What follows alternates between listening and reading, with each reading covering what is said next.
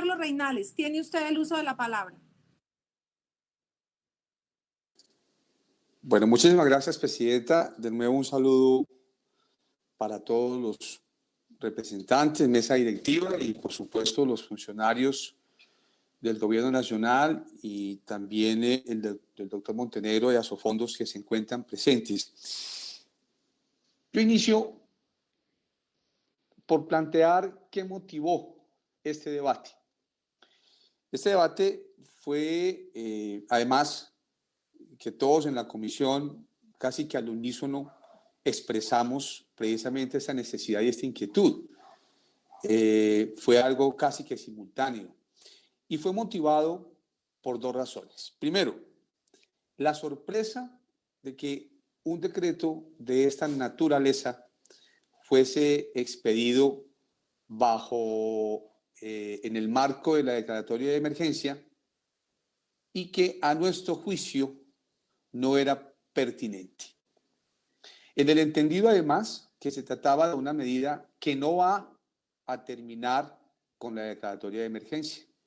Es decir, seguirá permanente en el tiempo, con las consecuencias que se deriven de ella, pero va a trascender mucho más allá en términos de tiempo de la emergencia sanitaria.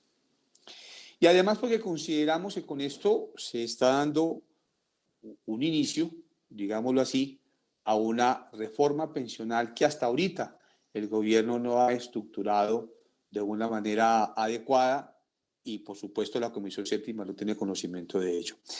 La primera razón. La segunda razón, sobre conocer cuáles son los efectos y qué es lo que hay de fondo en esta decisión. Frente al primer interrogante, yo debo ratificar mi posición. He leído con detenimiento las respuestas del Ministerio de Hacienda, que debo reconocer el juicio y la extensión y la profundidad que le ha dado a las inquietudes presentadas por todos nosotros. Y de hecho la presencia del viceministro pues determina que efectivamente están muy interesados. Sin embargo, no vemos la pertinencia de este decreto en este marco de esa emergencia, ni las justificaciones que se dan para ello, ni tampoco los efectos que se dan coinciden con lo que persigue la emergencia sanitaria y es la prevención de la expansión de la epidemia y posterior una reactivación económica. Ninguno de estos dos objetivos se consiguen con la aplicación de este decreto. Y en el segundo aspecto, pues yo quedo con las mismas inquietudes.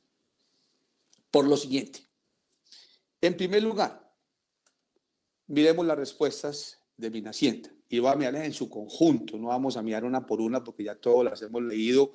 Lo que yo voy a plantear son conclusiones, resultado del análisis de las respuestas dadas por cada una de las instituciones a las que les pedimos precisamente esas respuestas.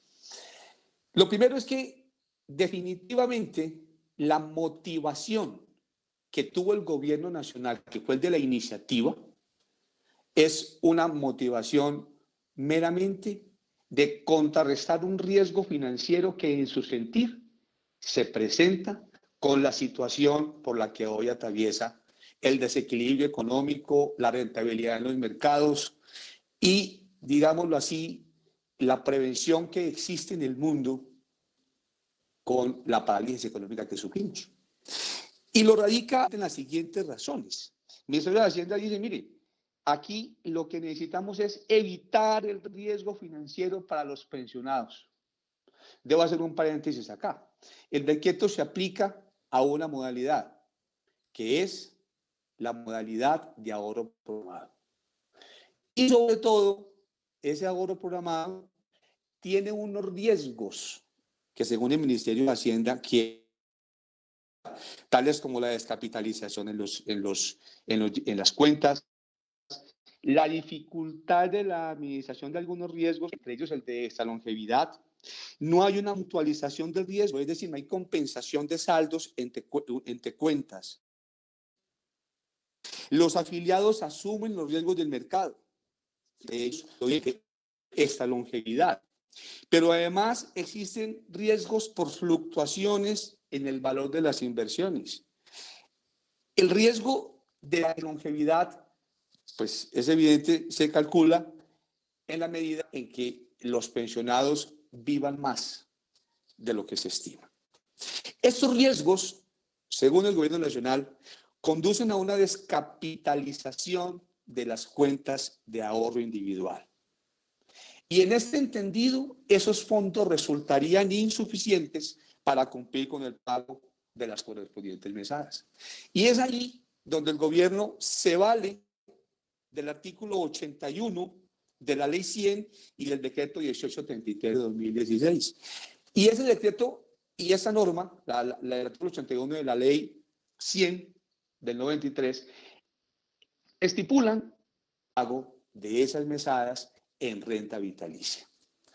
Entonces, concluyendo la posición del gobierno nacional, el decreto se expide con el objetivo de evitar un riesgo financiero al que estarían sometidos entre 20.000 y 25.000 afiliados en la modalidad de ahorro programado y que por las consideraciones expuestas verían sus mesadas en peligro por el riesgo financiero por las razones que ya mencioné.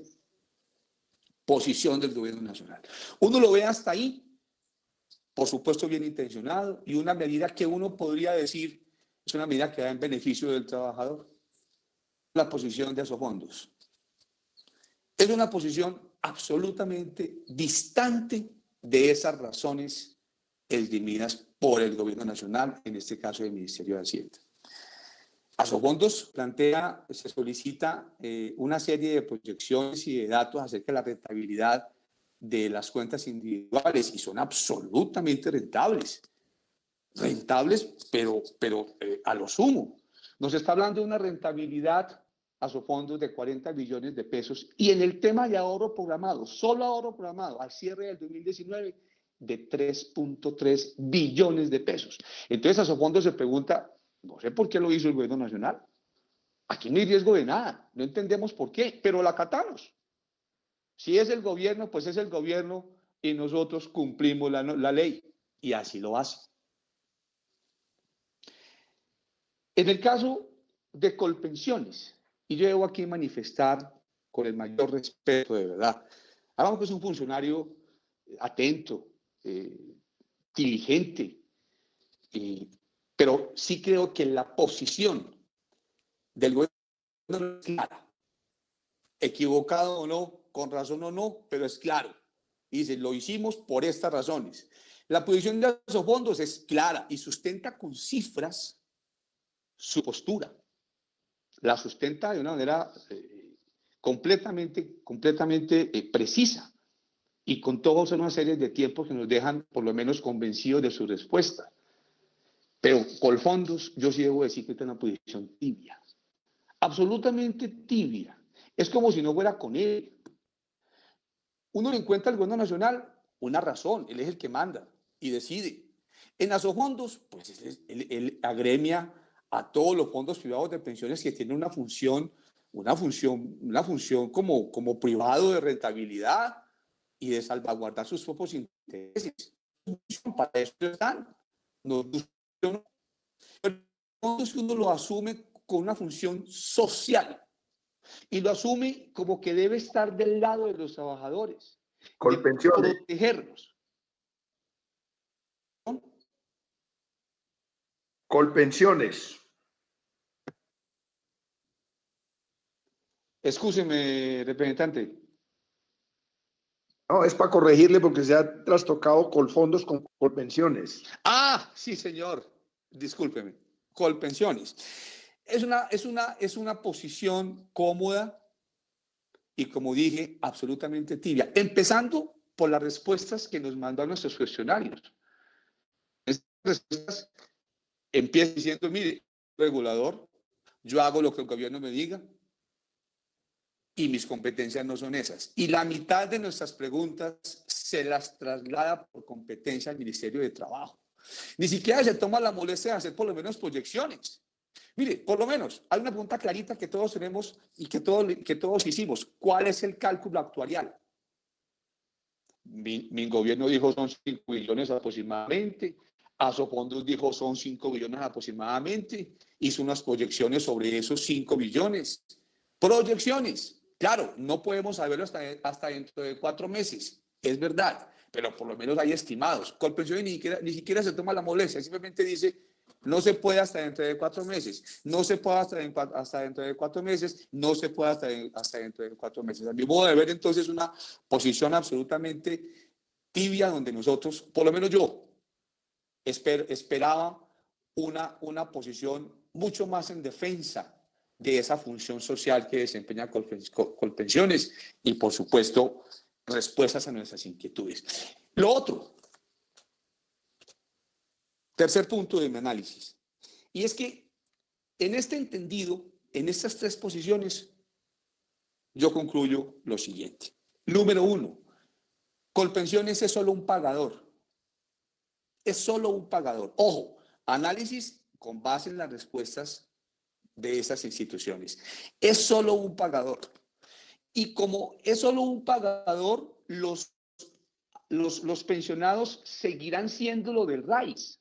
Es decir, la responsabilidad jurídica, su administración seguirá dependiendo de los fondos privados.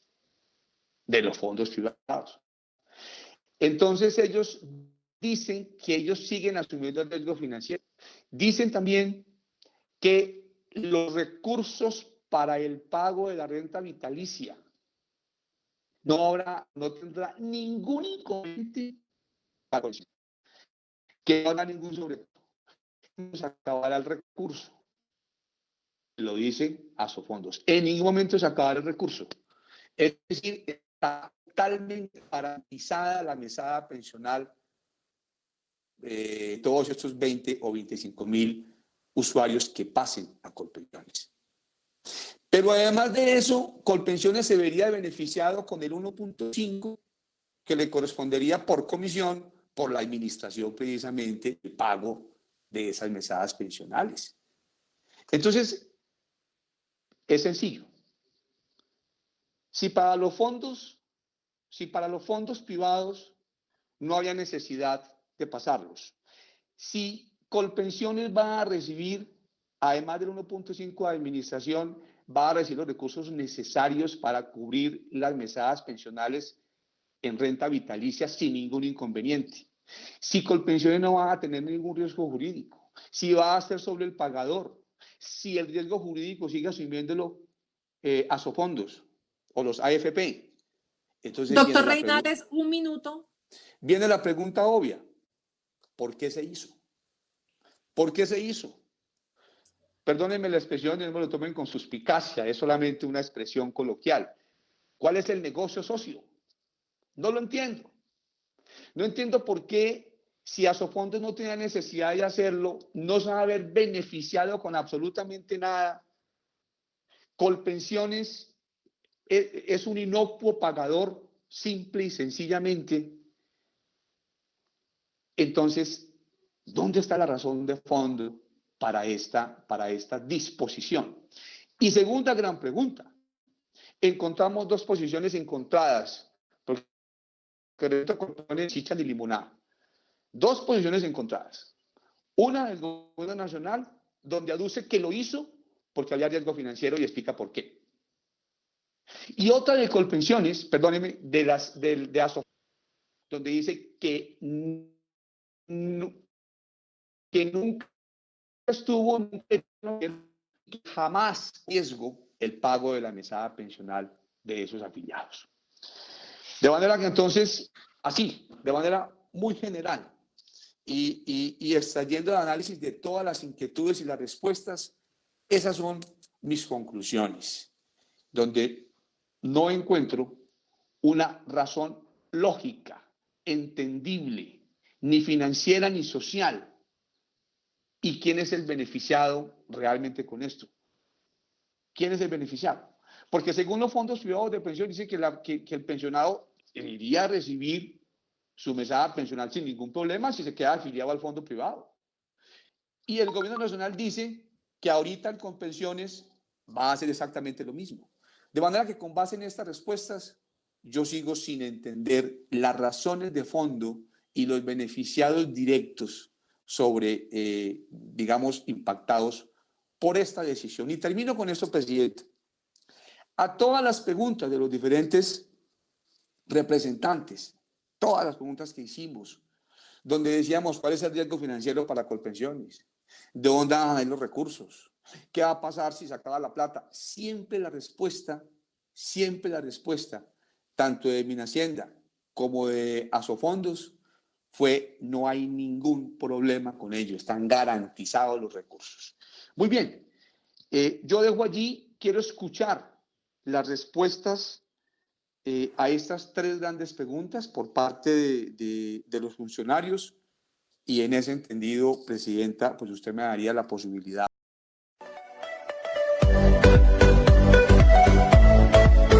A ver los efectos que se van a dar. Entonces, en una decisión responsable del gobierno nacional, viendo ese cambio en las tasas de interés, viendo ese riesgo crediticio que se había dado, viendo que los fondos privados de pensiones tuvieron que salir a hacer unos movimientos para cubrir las colas que se llaman de sus inversiones, para asegurar la atención de nuestros trabajadores, de esta gente que ha venido trabajando, tomar la decisión de decir, puede terminar de asumirlo la nación. Está muy claro que el riesgo jurídico sigue estando. Se cortó. Aló. Aló. ¿Se oye claro? Adelante. Ah, bueno, doctor, perfecto. ¿te escuchas? Siga, doctor, siga. Es que hoy que se había cortado. Entonces, bajo esas consideraciones, el gobierno nacional tomó esa decisión. Iba al último punto que les estaba expresando y es cierto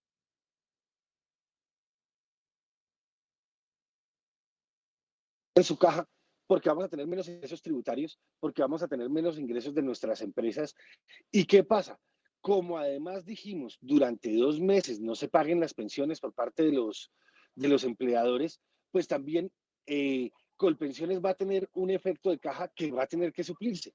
Y cuando tomamos la decisión dijimos, pues estamos cubriendo 2 efectos que se están dando a raíz de la emergencia. Estamos cuidando el empleo y entonces al cuidar el empleo sí desfinanciamos el pago de las mesadas pensionales, pero al mismo tiempo se está dando el riesgo de que las empresas, que los fondos privados puedan llegar a no cubrir esas pensiones. Y lo digo, puedan llegar, hay que mirar que los elementos financieros han venido recuperándose, pero en ese momento veíamos un riesgo muy alto, por lo que les decía, la deuda pública se duplicó su costo. Entonces, en ese momento tomamos la decisión de decir, le damos recursos a la nación, porque sí le estamos dando recursos a la nación para atender la emergencia inmediata, para poder seguir cumpliendo nuestras obligaciones pensionales y adicionalmente garantizar a los trabajadores la existencia de una pensión. Decir una cosa que nosotros hemos tenido la conversación con todas las aseguradoras y los fondos de pensiones, y es que el seguro, se me acaba de olvidar el nombre, perdón, el seguro que hay para las rentas vitalicias es un mercado que se cerró. En este momento no se está dando esos seguros de rentas vitalicias. Las personas no están pudiendo acceder a las empresas no están pudiendo acceder a estos seguros. Tenemos un problema del sector asegurador muy grande y no porque no pueden cubrir una cosa, y hay que ser muy claros, y es las decisiones administrativas que toma el gobierno cuando dice el gobierno el costo de la vida fue el 3.5, pero el salario mínimo se va a aumentar en un 6%. ¿Qué quiere decir eso? Que ese 2.5% adicional en el que se aumentaron las pensiones, porque el salario mínimo de pensión mínima aumenta con eso, eso no está cubierto por el ejercicio financiero que hicieron las aseguradoras y las aseguradoras no tienen cómo cubrirlo y no tienen quien se los asegure. No tienen quien asegure al fondo de pensiones esa diferencia en ese valor, lo llamaban el deslizamiento. Ese deslizamiento es una responsabilidad del Estado por mejorar las condiciones de los trabajadores y pensionados. Entonces, estamos viendo que ese riesgo y por eso, en el sentido de permitimos ese traslado o exigimos ese traslado, damos 4 meses, con eso garantizamos tanto la caja que necesitamos en este momento como los recursos futuros de los pensionados, porque nosotros no podemos ponerlos en condición de indefensión. Esa fue la característica de la medida. Creemos que sí guarda relación. No ha empezado a aplicar en el sentido de que no han pasado los 4 meses. Estamos dispuestos a revisar con cada uno de ustedes si alguno tiene realmente una duda de que no sea conveniente. Nosotros consideramos que es conveniente, pero pues como gobierno nacional estamos siempre abiertos a tener las discusiones sobre la materia. Me gustó mucho el análisis que varios de ustedes hicieron, pero yo quería decirles que lo más importante es que precaver un daño futuro es parte de la emergencia y es parte de la responsabilidad que tiene que tener el Estado, y por eso tomamos esa decisión. Presidenta, yo quería decirlo en esos términos, dispuesto a absolver si quieren alguna duda específica, pero creo que con eso estoy dando la respuesta a las inquietudes que han planteado hasta ahora.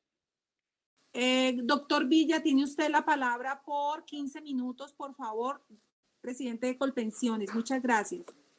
Muchas gracias y buenos días. Quiero que me confirmen si me están escuchando. Escuchando y viendo perfectamente. Bueno, buenos días y muchas gracias, presidente, y a todos los honorables representantes de la Comisión Séptima, y gracias por brindarme este espacio. Recibimos, como muy bien lo detalló el honorable representante Reinales, un cuestionario. Yo como servidor público pues tengo unas facultades constitucionales y legales y no puedo extralimitar mis funciones, y por lo tanto pues tenemos que trasladar las preguntas que no son competencia de Colpensiones a las entidades correspondientes. Colpensiones no firma decretos, no emite decretos, simplemente adopta las disposiciones legales que determinan pues los hacedores de la política pública en materia pensional y de beneficios económicos periódicos, que son pues los ministerios. Y pues con el debido pues respeto también, el honorable representante Murillo se refirió a unas cosas que yo había dicho en la plenaria que en realidad no fueron así, y quiero pues, creo que con esta intervención poder también aclararlas. Voy a, si usted me lo permite, presidente, compartir mi pantalla para poder tener una presentación. Aquí. Claro que sí. Entonces voy a poner aquí esto.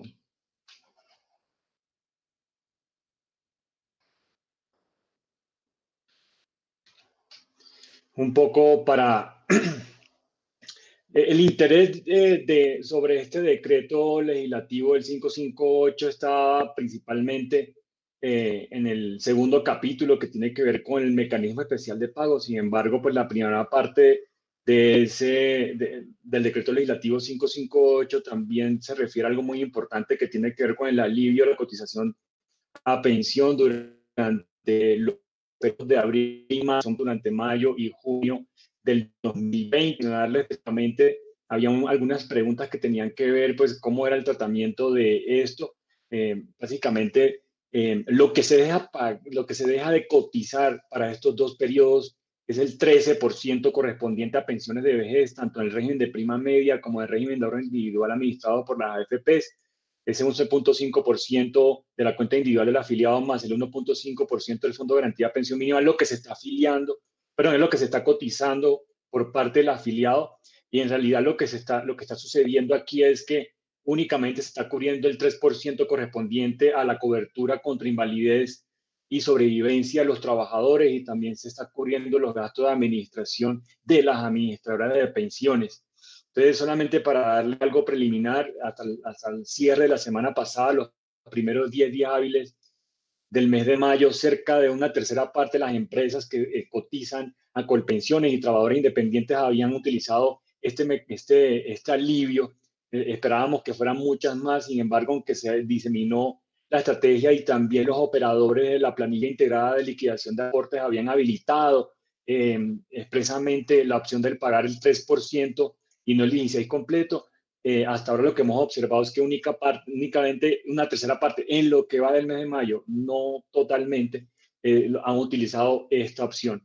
Pero paso rápidamente a una de las mayores inquietudes, y también a lo que han hecho referencia acá sobre el mecanismo especial de pago y cómo lo espera implementar Colpensiones. Muy bien decía el representante Reinales que nosotros respondíamos que no teníamos los cálculos actuariales. Claramente no los tenemos. Y nosotros pues tenemos que responderle a ustedes, honorables representantes, con la mayor responsabilidad y sobre todo la mayor seguridad. Y en este sentido, pues el propio decreto legislativo estipula un periodo de 4 meses durante los cuales vamos a recibir la información para hacer esos cálculos actuariales. Una vez tengamos estos cálculos actuariales ya concretos, con la certeza de lo que va a suceder, pues, vamos a ser diligentes en hacerles llegar a ustedes esa información. La haremos pública y también pues cualquier interesado pues puede conocerla. Otra cosa sobre este decreto legislativo, realmente parte de una realidad y crea un mecanismo especial de pago. Ustedes saben que en el régimen de ahorro individual en materia de vejez, por ejemplo, en la última cifra que había sido publicada por la Superintendencia Financiera, registraba 86,000 personas por vejez y cerca de 100,000 en total, incluyendo las modalidades de retiro programado y renta vitalicia. Estas modalidades de pago, lo ideal podría ser pues que una persona, un pensionado en el régimen de ahorro individual tenga la cobertura total durante toda su vida.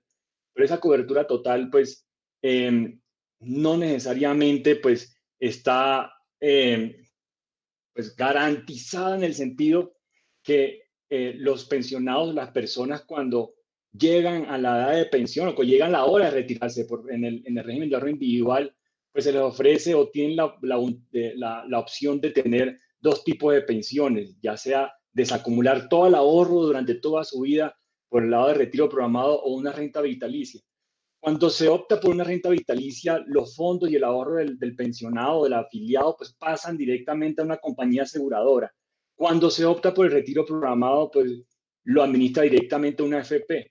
Y lo ideal y lo que tiene que hacer cada una de las AFP es tratar de balancear y poder hacer los controles de los saldos de las cuentas individuales de ese retiro programado para que en caso tal, pues se pueda trasladar eso hacia una renta vitalicia. Yo aquí tengo una ilustración.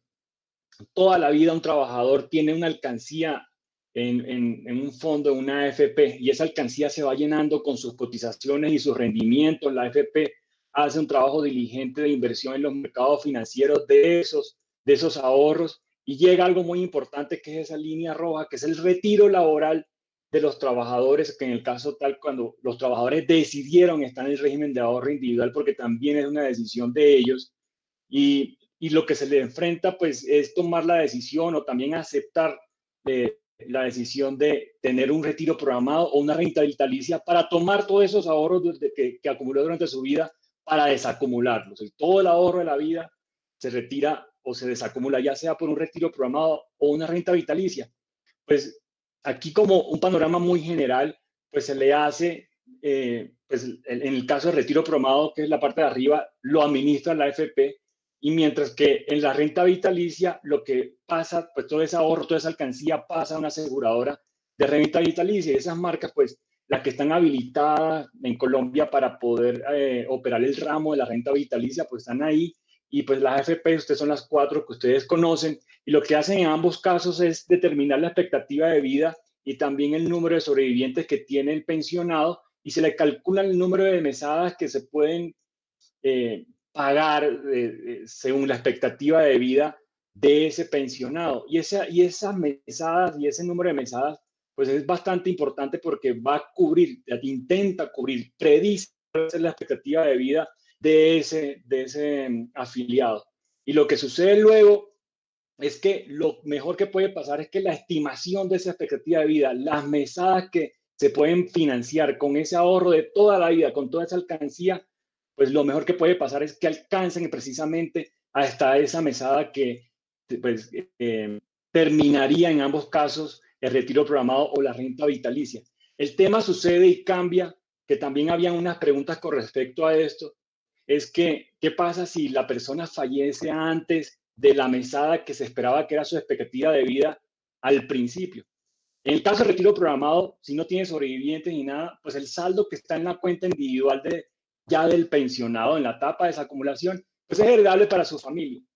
Pero En el caso de la renta vitalicia, en el caso tal que el pensionado fallezca antes de la mesada que era su expectativa de vida, pues lo toma la aseguradora y lo mutualiza para poder pagar pensiones de otra cosa que sucede. Y es que los pensionados pues pueden fallecer después de esa mesada que era la expectativa de vida. Y para eso debe alcanzar la plata. Por Santiago Montenegro. Muchas gracias, presidenta. Usted, a toda la comisión, agradeciendo esta amable invitación para participar. Quiero saludar también a los viceministros, al doctor Villa, y un saludo muy especial a mi paisano, al doctor Orlando, ¿no? Bueno, comienzo entonces diciendo, señora presidenta, que los fondos de pensiones han venido pagando cumplidamente sus obligaciones con los jubilados que tenemos, ¿no? Y tienen el propósito, y siempre lo han tenido, de seguir pagando cumplidamente esas obligaciones en forma vitalicia. En segundo lugar, quiero también decir que los fondos de pensiones tienen en este momento 190,000 pensionados, de acuerdo a lo que se proyectó originalmente cuando se expidió la ley 100 para esta época, de los cuales 110,000 son por la modalidad de retiro programado, que entre otras cosas mucha gente acoge porque tiene el beneficio único de la herencia, de la heredabilidad, y eso atrae a mucha gente para coger esta modalidad de pensión. Estas pensiones están respaldadas, me refiero a los de retiro programado, en 27 billones de pesos, a pesar de lo que ya se ha pagado, de las pensiones que ya se ha llevado pagando. Y con esto también quiero reafirmar otra idea. En el régimen de ahorro individual, las pensiones están sustentadas, están respaldadas. Hay fondos, hay plata, ¿no? No hay una promesa de pago, no. Hay plata para pagar esas pensiones. Entrando un poco ya al decreto 558, también quiero reafirmar lo que hemos dicho anteriormente. Asofondos no solicitó el traslado de 20,000 jubilados de retiro programado y de su fondo a Colpensiones, ¿no? Le agradezco al viceministro que también haya reafirmado esto que hemos dicho antes, ¿no? Y también lo digo expresamente por las dudas que el doctor Faber Muñoz y el doctor Juan Echavarría pues han preguntado en esta sesión. En caso de que existiese alguna descapitalización de esas cuentas de retiro programado, hay otras alternativas. Asofondos había solicitado al gobierno la reactivación de ese mercado de rentas vitalicias que aquí se ha planteado, ¿no? Eso hay que hacerlo, existe en otros países, y eso hay que hacerlo. Pero también acceder al fondo de garantía de pensión mínima, fondo al que no hizo referencia el doctor Villa. El Fondo de Garantía de Pensión Mínima fue creado en el 2003, tiene recursos por 24 billones, está muy bien fondeado de aquí hasta por lo menos el año 2070, y nosotros le hemos solicitado al gobierno desde hace tiempos, ¿no? En esta circunstancia, que nos permita acceso a ese fondo. Poco entonces, con todo esto, pues reitero lo que hemos dicho antes. Asofondos no comparte el argumento de que la única alternativa para los posibles retiros programados que lleguen a descapitalizarse fuera contratar unas rentas vitalicias con colpensiones, ¿no? Esa no era la única alternativa. Y también quiero mencionar, ¿no?, algo que ya se ha dicho. Aún con la pandemia, el Fondo de Retiro Programado hoy en día tiene un saldo favorable de 0.11% de valorización positiva con respecto al primero de enero. Doctora Norma, presidenta, en el debate de la plenaria, cuando se dio ese debate, hay un desmejoramiento, una desvalorización de 0.18%. Hoy ya estamos en terreno positivo, ¿no? Y en este sentido, entonces, quiero decir como comentario general, que los fondos de pensiones efectivamente han tenido muy buenas rentabilidades históricas, un 8% en términos reales, o sea, 8% por encima de la inflación, ¿no? Y quiero reiterar que esas rentabilidades, doctor Reinales, doctor Echavarría, no son de las AFP, no son de las entidades financieras, son de los trabajadores. Y gracias a esas rentabilidades, de los 280 billones que tienen los trabajadores en sus cuentas, 180 billones hoy en día son producto de esas rentabilidades positivas. Punto anterior entonces a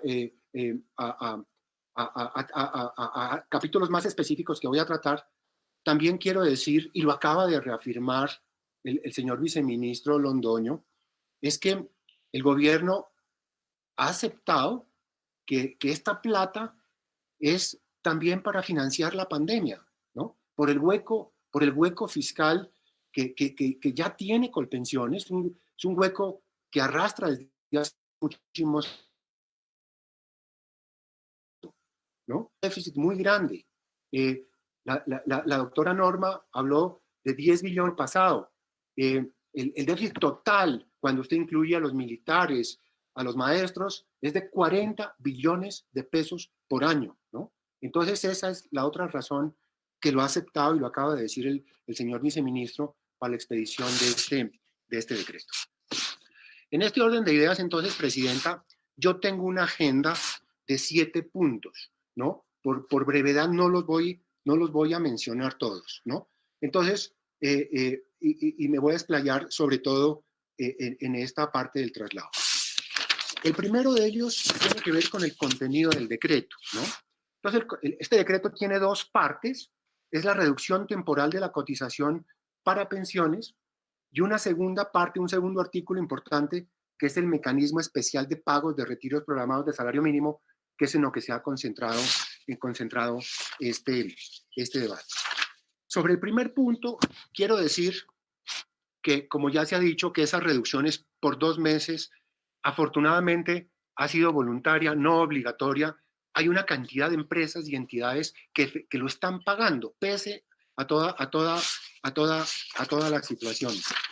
A nosotros sí nos preocupa de esa parte del decreto, digamos, que va a haber una reducción material de los ahorros pensionales para garantizar un derecho a la pensión de los trabajadores, ¿no? Y en el caso, o sea, se van a afectar las pensiones, ya sea por la parte del ahorro y también por la parte de las semanas, ¿no? Salvo para los que acceden a una pensión de salario mínimo, para quienes sí se van a contabilizar esas semanas. En las respuestas que enviamos a la comisión, mostramos el costo que pueden tener estas desvalorizaciones en términos del ahorro. Son costos importantes que pueden alcanzar para un salario mínimo más de 6 millones de pesos, ¿no? En el largo plazo, y para los que cotizan sobre ingresos más altos, aún estamos hablando de cifras de 70 millones de pesos. Paso a la parte que tiene que ver con el mecanismo especial de pago, con este tema de los llamados traslados a Colpensiones, ¿no? Entonces, primero voy a decir qué es el mecanismo y después voy a decir qué no es, porque aquí ha habido mucha confusión también. Primero, ¿qué es? Es una modalidad de renta vitalicia, pese a que Colpensiones no es una compañía de seguro. Entonces, es una modalidad de renta vitalicia para retiros programados solo de salario mínimo que las AFPs entonces tendrían que contratar con Colpensiones. Como lo dijo el viceministro y lo ha dicho en anteriores ocasiones también el ministro de Hacienda, es un instrumento para resolver un problema de caja de Colpensiones, ¿no? Tiene también ese propósito. Reitero que no fue solicitado por las AFPs, ¿no? Como aquí algunos han argumentado. No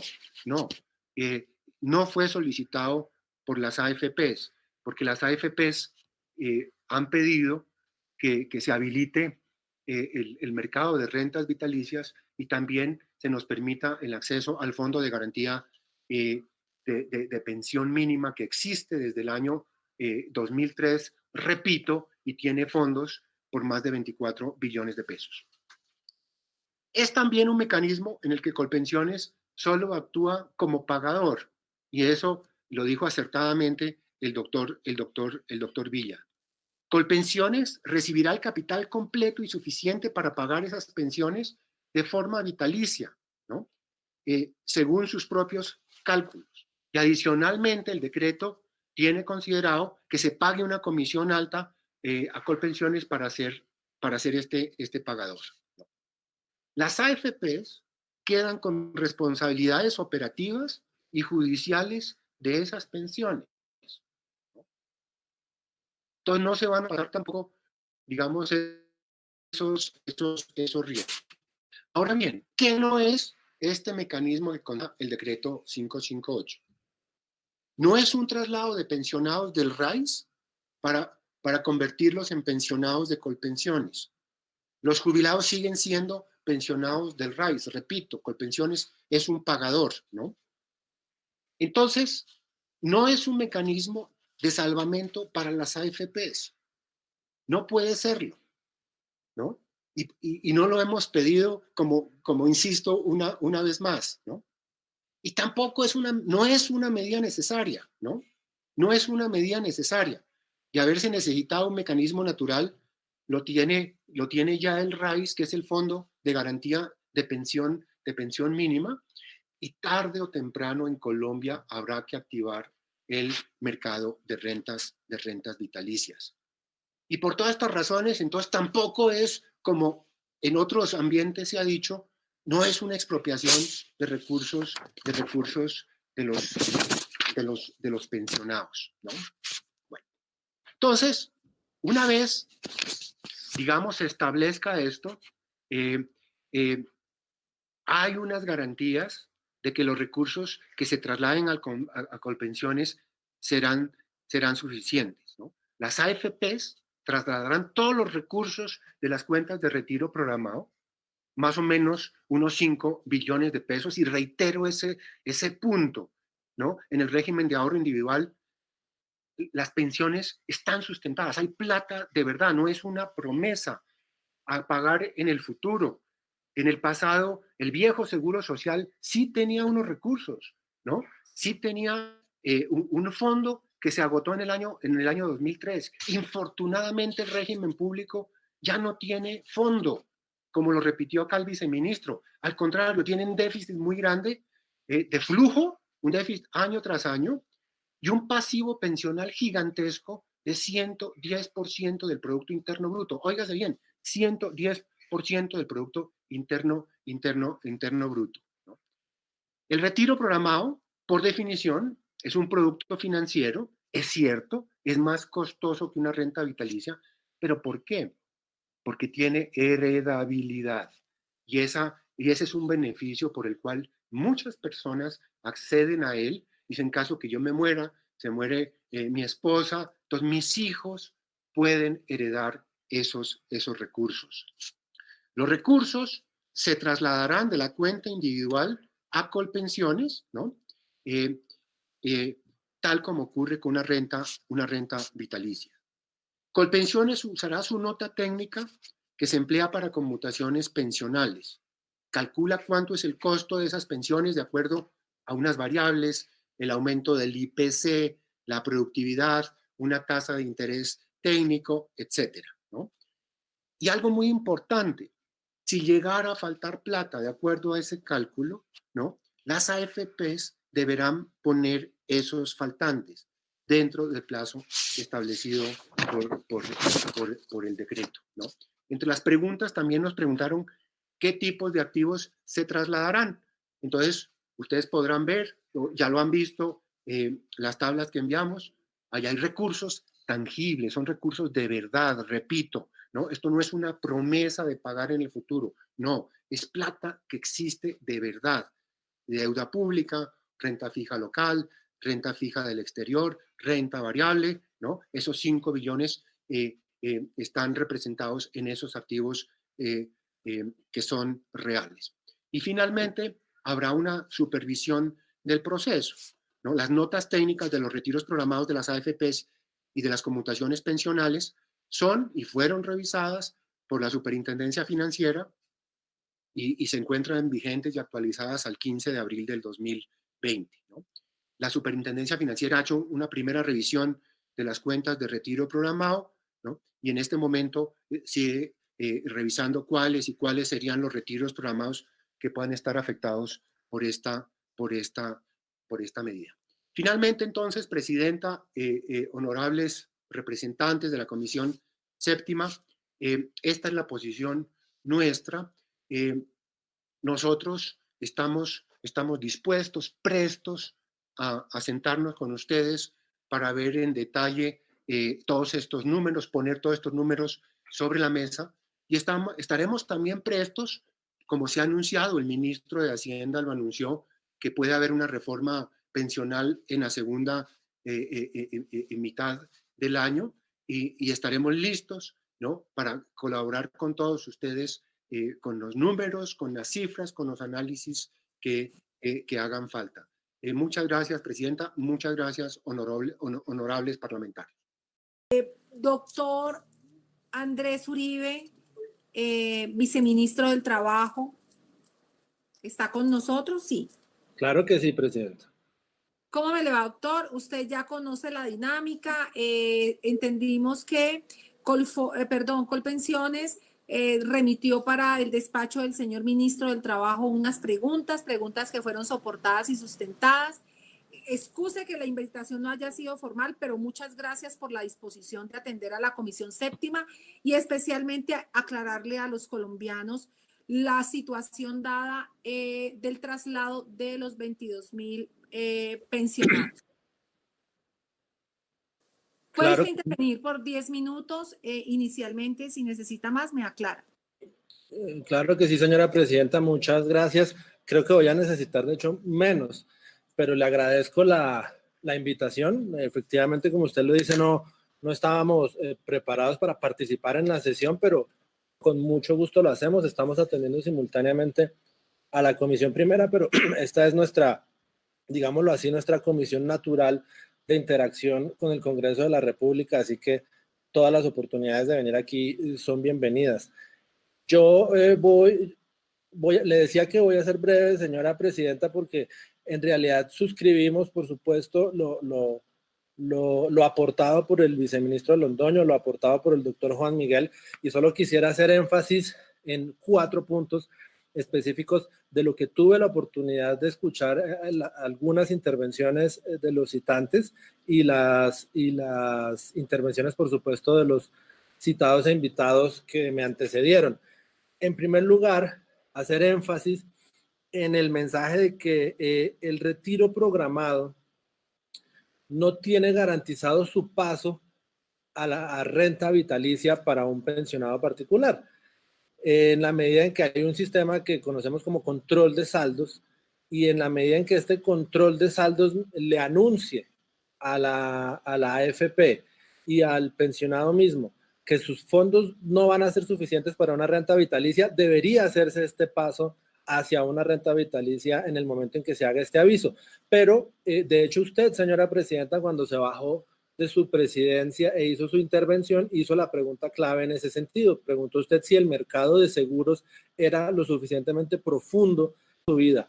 Al pensionado un ingreso, pues es importante que el mecanismo del decreto 558 le permita a los más vulnerables, aquellos que tienen una pensión de salario mínimo no equivalente al salario mínimo, no perder la oportunidad de acceder a una renta vitalicia. Eso nos lleva a mi segunda observación, y es que esto no es de ninguna manera una reforma al régimen pensional. Esto no, de ninguna manera reforma las condiciones de acceso a una pensión, de ninguna manera reforma las características de los regímenes que existen en nuestro ordenamiento. La renta vitalicia es en sí misma un componente de nuestro régimen pensional definida desde la Ley 100, así que estamos activando este mecanismo para que Colpensiones pueda pagar las rentas vitalicias dentro del ordenamiento existente y de ninguna manera se trata de una reforma al ordenamiento pensional que tenemos hoy en día. Entonces estamos hablando de garantizar la pensión por toda su vida a los pensionados y de ninguna manera reformando las condiciones del sistema general de pensiones como hoy lo conocemos. Y mi tercera observación en ese sentido, y algo muy útil en lo que quiero recalcar, digamos que las cosas más importantes que hay que decir ya las dijeron mis colegas, pero quiero recalcar algo muy importante que dijo el viceministro Juan Alberto, y es que hay que tener, dentro del marco de la crisis, también hay que hablar de previsión. ¿Esto en qué contexto? En el contexto de que una medida que si bien va a tener implicaciones de mediano y largo plazo para muchos pensionados, sí es consistente con la declaratoria de emergencia. No se trata de proteger a los pensionados solo este mes o solo 2 meses o 3 meses o lo que dure la emergencia. Se trata de activar los mecanismos de los que podemos hacer uso en el marco de la emergencia, pero para dar la protección a largo plazo. Y de hecho, ¿qué es algo vitalicio sino algo de largo plazo? Es si uno le va a dar una protección vitalicia a unos pensionados, sobre todo a los que reciben la mesada mínima, pues obviamente tiene que pensar más en el largo plazo y no solo en darles un auxilio por 1 o 2 meses. Entonces, en ese sentido, el término que usó el vice Londoño, muy acertado, de previsión, cabe perfectamente, y por eso es una medida que sí en nuestro concepto se puede tomar en emergencia, más allá de que sus efectos sean permanentes, pero precisamente es para que los efectos de la crisis actual no le afecten a largo plazo la pensión a las personas. Entonces es una medida de precaución ante posibles descapitalizaciones de lo que hoy son los retiros programados y posibilitar su paso a una renta vitalicia, que para nosotros es algo fundamental que debe tener una pensión, una garantía vitalicia. Tengo una última observación que en respuesta a un punto que sugiere el doctor Santiago Montenegro, que de hecho no saludé a nadie, y me disculpo por eso, honorables representantes, colegas del gobierno y doctor Santiago, a quien hizo mención a un tema con el que quiero cerrar, y se refirió al tema del Fondo de Garantía de Pensión Mínima. El Fondo de Garantía de Pensión Mínima es un mecanismo que se usa para quien va a acceder a su derecho pensional. No es para quien ya tiene adquirido su derecho a la pensión. El decreto 558 se refiere a las personas ya pensionadas, a quienes están en retiro programado y a quienes se les va a dar una garantía vitalicia. En contraste con esto, el Fondo de Garantía de Pensión Mínima es para quien no está pensionado y recién va a acceder al derecho. Y en la medida en que esa persona tenga la edad, tenga las semanas, pero no tenga suficiente ahorro para acceder a una pensión mínima, pues desde allí, y en ese caso sí se sacan recursos del Fondo de Garantía de Pensión Mínima. Nosotros inicialmente queremos respetar ese criterio del Fondo de Garantía de Pensión Mínima. Es una plata que se va a necesitar, no es una plata que sobra. Es una plata que en todas las proyecciones que se ha hecho es un fondo que bien puede agotarse en unos 30 o 40 años, que es un largo plazo. Aquí nosotros, desde nuestra perspectiva presente, puede parecer un muy largo plazo, pero no es un fondo al que le sobre la plata, y nosotros no pensamos que automáticamente el fondo deba ser el primer recurso para las medidas como las que estamos tomando en el decreto 558. Obviamente estamos en una situación muy particular, hemos tenido que ser muy creativos, muy flexibles en las diferentes medidas que ha tomado el gobierno en muchas cosas. No es la época para darle un no rotundo a cualquier propuesta, pero en principio el Fondo de Garantía de Pensión Mínima tiene otra finalidad. Insisto en que no le sobra la plata, si bien tiene una proyección a largo plazo, eventualmente se agotará, y por eso no nos pareció que automáticamente fuese la solución en esta circunstancia. Muy brevemente eso, señora presidenta, es lo que le quería decir, y muchas gracias por habernos invitado para alcanzar a participar.